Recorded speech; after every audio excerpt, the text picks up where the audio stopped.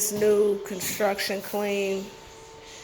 Walk you guys through a little bit. This is upstairs. It's decent. It's got a nice sunset. Look out there. Whatever.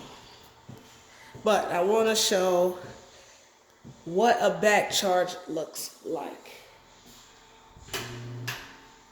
So you see this right here? That's just regular grout. It's extra. It shouldn't be there. That's not indicative of a back charge. What's indicative of a back charge is, again, windows, all this shit. Come on, stickers. Real easy. Real easy. Come on your butts. This is indicative of a back charge. Look how thick that shit is. Fucking ridiculous. They didn't care about it. They could have cleaned it up. They chose not to, all the way down the entire tub. Oh, not the kicker. Kicker is this.